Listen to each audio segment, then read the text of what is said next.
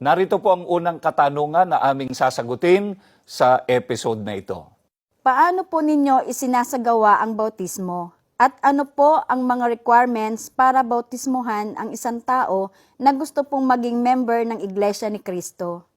Mga kaibigan, nilinaw po ng Panginoong Sukristo ang mga requirements na dapat pong matugunan ng isang tao para siya mabautismuhan sa loob ng tunay na Iglesia ni Cristo.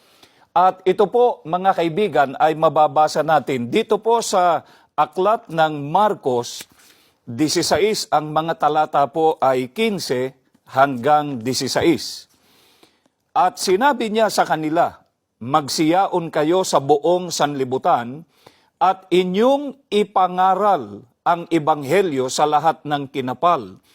Ang sumasampalataya at mabautismuhan ay maliligtas, datapwat ang hindi sumasampalataya ay parurusahan.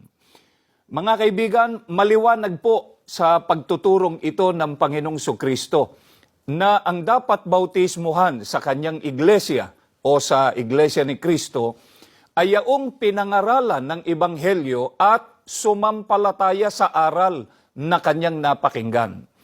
Kaya ang babautismuhan po ay dapat na naturuan muna ng mga dalisay na aral ng Panginoon Diyos o nadoktrinahan. At pagkatapos po na maturuan ay dapat na mapatunayan na lubos na sumasampalataya sa mga aral ng Panginoon Diyos sa paraang sinusunod at ibinubuhay niya ang mga ito.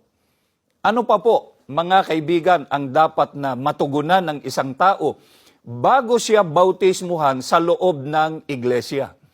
Ang sagot, mababasa po natin dito po sa aklat ng Gawa 2, ang talata po ay 38.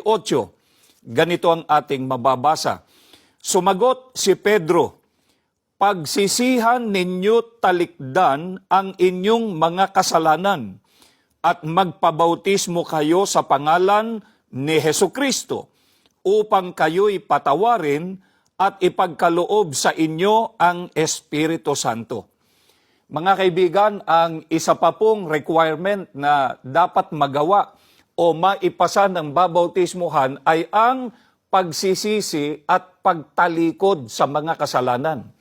Bakit po mahalagang magawa ng isang babautismuhan ang pagsisisi at pagtalikod sa mga kasalanan?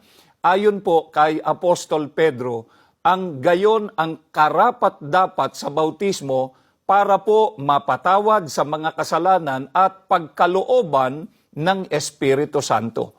Kaya mga